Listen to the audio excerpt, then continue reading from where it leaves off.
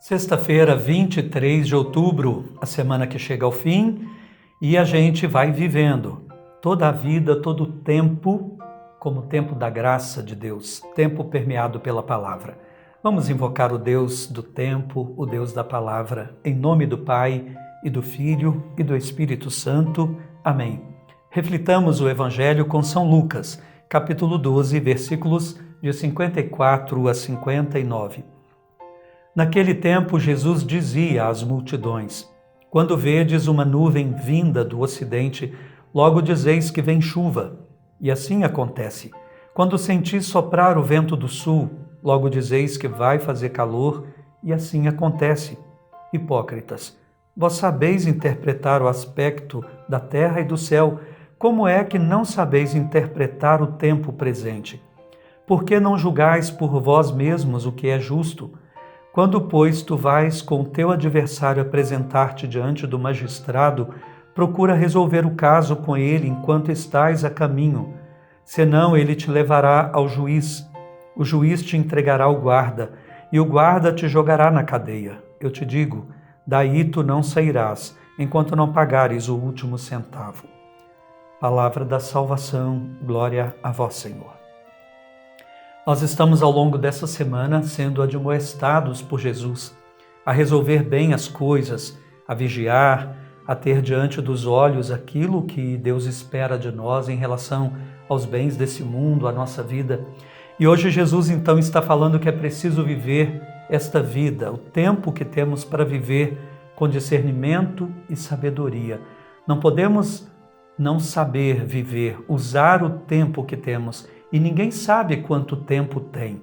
Ninguém sabe se a vida vai ser longa ou breve. Apenas sabemos que temos hoje para viver. E Jesus então hoje fala sobre o tempo.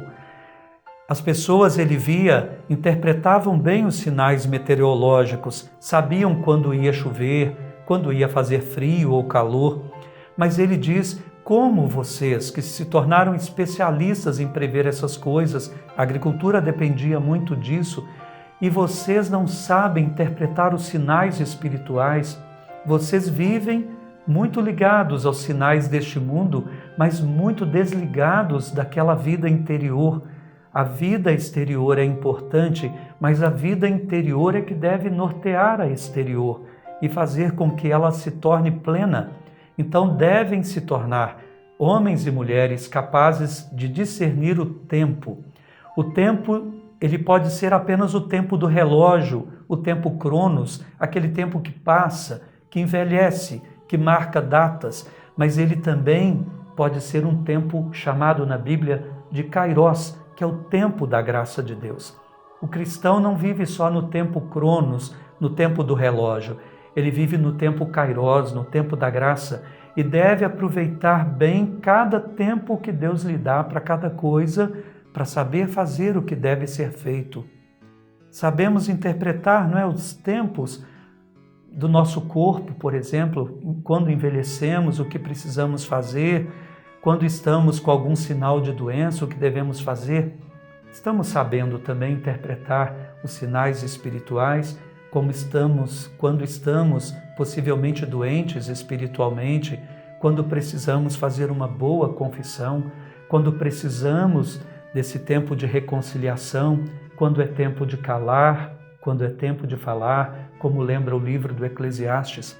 Jesus, inclusive, cita aqui uma parábola dizendo que é preciso aquele que tem uma contenda com um inimigo resolvê-la antes de ir ao juiz, para que o juiz não dê a pena e a pessoa depois apenas tenha que cumpri-la.